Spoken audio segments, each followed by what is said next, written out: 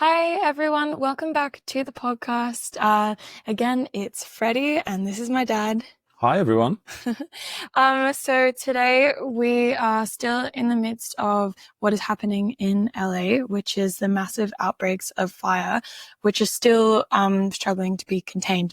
So we're going to talk a lot about that. We're going to talk about climate change in general and the statistics that have arisen at the end of 2024 and how we can take what we've learned and bring it into 2025 with an increasing awareness of our own individual carbon footprints and how we can have an influence. So I'll start off if that's okay. We were talking about how, as you've probably seen in the news, 2024 has been the first recorded year in which the average global temperature has increased 1.5 degrees when compared to industrial levels, which, of course, as you know, is the limit that was determined by the Paris Agreement. So it's pretty worrying, and I think most countries... We were trying to avoid getting to that limit, right? Yeah. That was the and last we're at limit. that limit now. We're currently at that limit, although on a technicality, that limit was supposed to be the average increase in temperature over 10 or 20 years is 1.5. Because this is just on a yearly basis, there was a few weather events such as El Nino that could have affected the warming. So technically we could still go down next year or this year, but really, like we've gotten over 1.5 on a realistic level. Yeah, incredibly bad. So we were having a look. I mean, I was having a look, a little passion project at everything that's happened last year to really round out 2024. And I was incredibly shocked, right? Like, obviously the LA wildfires have been incredibly shocking, and it really makes you think, God, what else is happening around the world that the media hasn't been reporting on as much? Right. And so obviously at the beginning of the year, there was a lot of floods. Those floods in Spain, right? Yeah, there was floods in Valencia. They killed more than 200 people. There were deadly floods in Central Europe, in Bavaria, and in Italy. And some floods in Portugal, actually. Yeah, floods in Portugal. And even at the beginning of last year, there were lots of deadly fires in Portugal. That was during winter. So there's always been floods and there's always been fires. There has always been. What you're saying is they're much more frequent and much more severe. Yeah, exactly. Than they've been. Yeah, exactly. And it's becoming a thing, where every country around the world seems to be going through its own, awful, horrific version of a naturally occurring weather event. Something that used to just be an annual drought has become the worst recorded drought in history. And that's the case with a lot of Southern Africa. A lot of the countries have experienced the worst recorded droughts in history this year and the worst heat waves they've ever experienced. It was another thing that happened in Southeast Asia, a lot of heat waves, lots of people dying. And the stats on this is that the 10 most costly disasters in 2024, if you add up all the damages, cost $229 billion in damages just from last year. So the underwriting companies for the insurance companies must be having a difficult time, right? Yeah, they must be struggling a lot. But $229 billion. It's incredible. And so do you think the insurance companies will get to a point where they're not going to insure things? Look, I mean, climate-related insurances. A lot more people might be going into the mobile insurance business because they're getting safer by the second in comparison to housing insurance. Yeah, for sure. But you're always going to have insurance companies. Maybe they'll just be requesting higher sums. Dramatically higher. Yeah, exactly. But when you look at LA, which is shocking, from an Australian perspective, it also seems, of course, nobody's denying the climate change impact, but the speed of the fires and the lack of response, if you will, I somehow, and maybe it's naive of me to think that Australia seems very well prepared for these things, with our rural fire service and our burn backs and the preparation we do. It seems like they don't do much preparation, and it seems like the firefighting people are primarily focused on firefighting in cities, not sort of forest fires. Well, I mean, I think this is where the climate change factor comes back into it again. It's not summer in California right now. It is winter. And I think that's another really important thing to mention. In the past, they did only have fires in summer and in hot, dry periods, but the climate has shifted so dramatically that suddenly it's fire season all year round. So maybe they're not as prepared simply due to that factor. I don't know. I think I read as well that there had been very little rain for the last 8 months or so. So it was a tinderbox, right? Even though it's winter, and then the Santa Ana winds, 90 kilometers an hour winds, Yeah. or thereabouts, incredibly fast winds, which are well known as the name of the devil winds or something like that. The Santa Ana winds. Devil winds, but it definitely means something for sure. Yeah, and pretty awful and pretty global in terms of all these celebrities being impacted, and the center of entertainment being impacted by this means that it raises the profile of this far more dramatically than it would some other part of the world. But let me just say, just before we get into that section, because that's a very big topic to discuss, like how much the climate change is really affecting us and how, the global south has been experiencing it far more, et cetera, but it's not heard about as much. I just wanted to add that the situation in LA, I think, was a perfect storm, because there's a lot of scientists has come out to say they had unexpected rain for the past 2 years before 2024. They had a lot of rain. So a lot of plants grew, a lot of shrubbery grew, and then they had that drought. And that was what created the perfect tinderbox, because prior to that period in time, they hadn't had as much shrubbery to burn through. Right. There wasn't enough fuel for the I think fire. they call it the fuel load in Australia. Yeah, the fuel load, exactly. So this really was the perfect situation for these fires. And yeah, then the Santa Ana winds just drove them to insane levels. I also think as well, seeing the photos, I don't ever remember a time in history where fires in Australia have damaged that much residential property that's surrounding a major city. That's never happened. Well, a number of years ago, Sydney was threatened by fires, but really on the outskirts, and there's nothing like thousands. There was tens of homes destroyed, but not thousands of homes. This is what I mean. I think we're very well prepared as a country to fight these sorts of forest or bushfires, we would call them, more so than they are in the US, which is remarkable given the wealth of the country. But when you see what happened, some of the fire hydrants ran out of water. Yeah, but I think there's been a lot of crazy misinformation around that as well. So we got to be careful with that. Really? Yeah, apparently this is another whole thing, is that it's been turned into a political point, which is remarkable when obviously the culprits of climate change and worsening carbon footprint for the US, we know who they are. And then for the Republicans to come around and blame Governor Newsom and say that, they didn't have enough funding for the firefighters and they didn't have enough planning. Look, obviously they didn't plan well enough, but I think that this was an extraordinary event, which is always going to be bad no matter how well you plan for it. And the firefighters were well trained. They've just never seen fires of this scale before in their experience, whereas we often have incredibly terrifying fires. And so we're used to burning back in preparation, but I don't think they have that burning back method, it seems. They don't, I believe, but also the fire department's budget was cut dramatically by the city of Los Angeles. Another misinformation thing actually is that it wasn't cut. In 2023, they gave an additional 18 billion or million, and it's a big number, billion to the firefighting groups because of certain structural things they needed to improve. But that wasn't just plain funding. That was in order for refurbishments, et cetera, et cetera. Okay. So then it was 18 million less 2024. And that's what the news outlets have taken and said they have reduced the funding, where they haven't actually reduced the foundation, the bottom level of funding. They just changed it year to year because there were certain.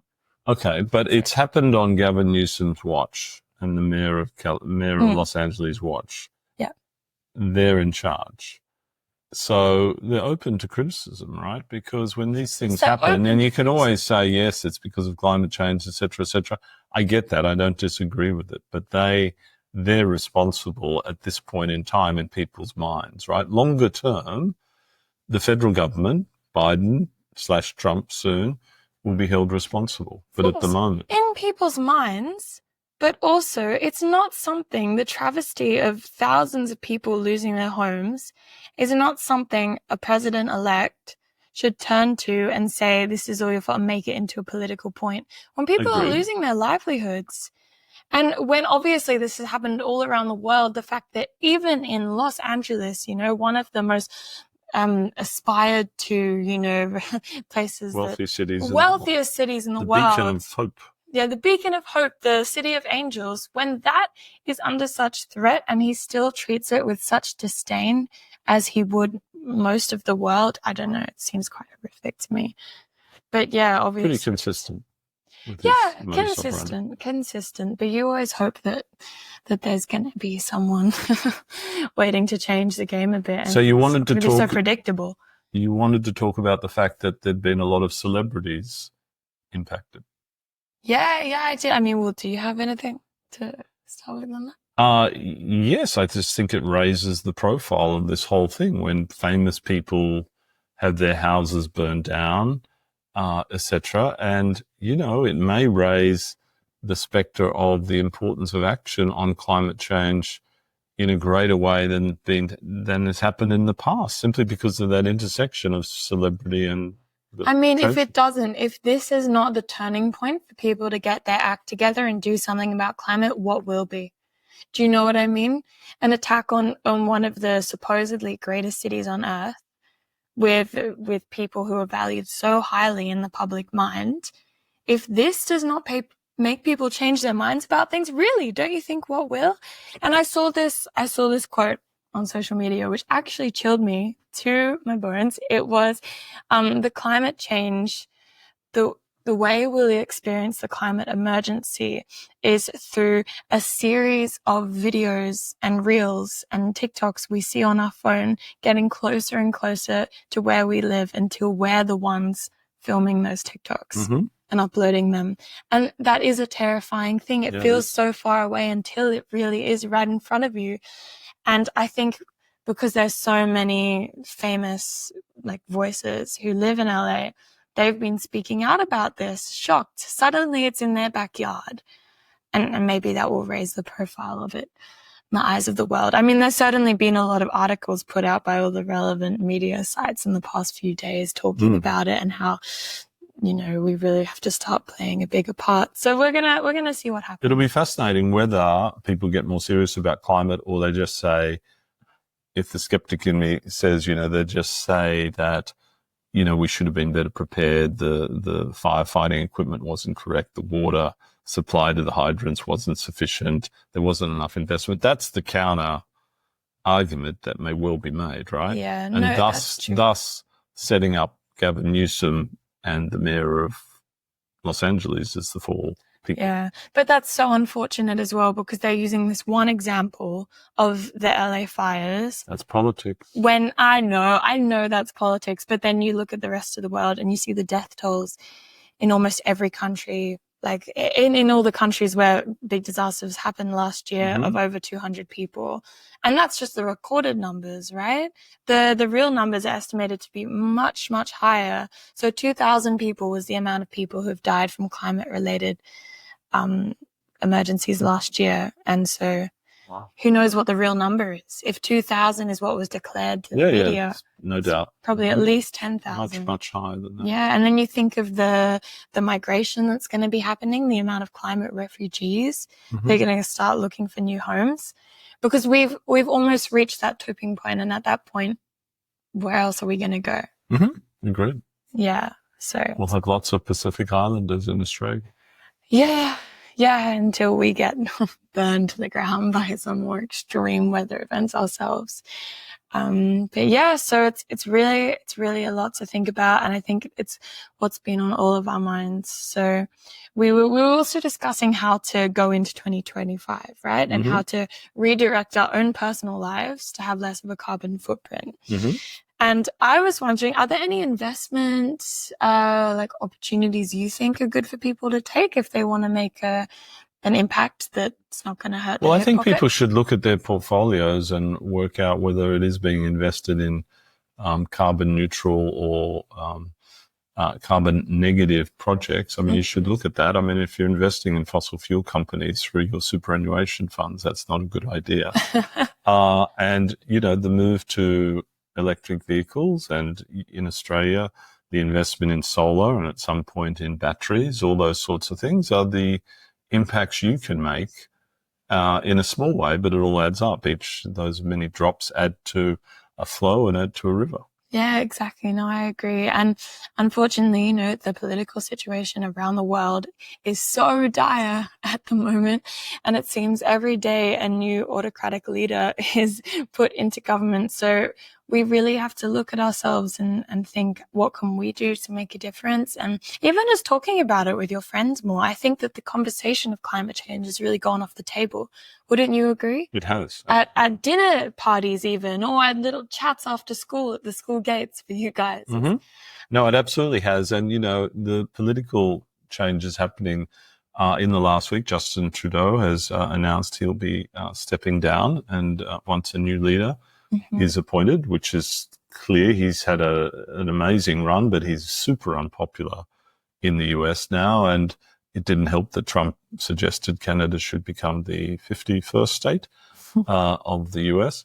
And there were some very funny responses to that from some Canadian politicians. In fact, the head of the Greens, who did a really funny video and saying, actually, we've got a counter proposal, Donald, that California and Oregon, Washington should join Canada, and they'll have all that less gun violence and free healthcare and free education. And by the way, Donald, that would reduce all those Democrats in the US. Pesky Democrats, I think she said. And then she went on to say maybe Vermont wants to join, and the Maritimes, Maine, etc. So much in common. So very funny and very interesting, the whole thing. And then can I add? Another hilarious element to this is obviously Donald was the one calling for Canada to be the 51st state, but a political organization that I follow, they came up with a model seeing whether Canada entering the US would change the elections, future elections, any amount or not.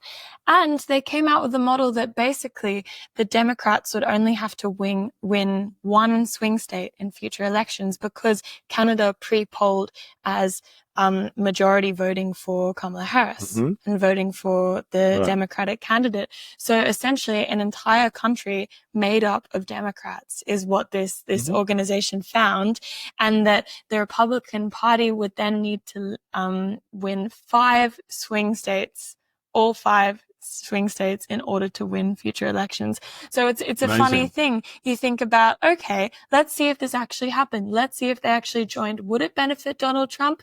And no, it wouldn't. Of course it wouldn't. It would do the exact opposite. And it shows how little he really thinks about these outlandish remarks. But I think he does think about them, because I think whether he wants to implement them is the other question, because he has everyone around the world talking about him. And this is what he's very good at, right? The whole thing of buying Greenland is another thing. The amount of media coverage and the amount of discussions around that. And in fact, underneath, Greenland is a very strategic place, and the US should be negotiating somehow with Denmark access to their rare earths and security bases, because as global warming happens, and all that ice melts, there's going to be all these maritime channels in the north, and that's a security threat, and that's an economic opportunity. Yeah, I mean, for sure, it is technically, on a military point of view, a good thing to do, for sure. But obviously, it's rather a ridiculous statement to make. And we've seen a lot of pushback from the Danish and from the citizens of Greenland as well, saying, no, this is our, But this is our home. did you hear that Donald Trump Jr. flew in there on Trump jet and gave out some MAGA hats, a few dozen MAGA hats? Oh, God. Probably had a nice holiday out of it as well. So that was very interesting. Yeah. Well, a lot going on at the moment. We'd love again to hear some more ideas from you guys on what to talk about next time, or just if you have any questions on topics we've already talked about. Again, these are just our own personal perspectives and the random things we come off on the top of our head. So we would really love any recommendations or anything like that. But as always, please go and leave reviews on our podcast and maybe give us a few stars. It'd be much appreciated. And we'll see you next week. See you next week, all. Bye. Bye.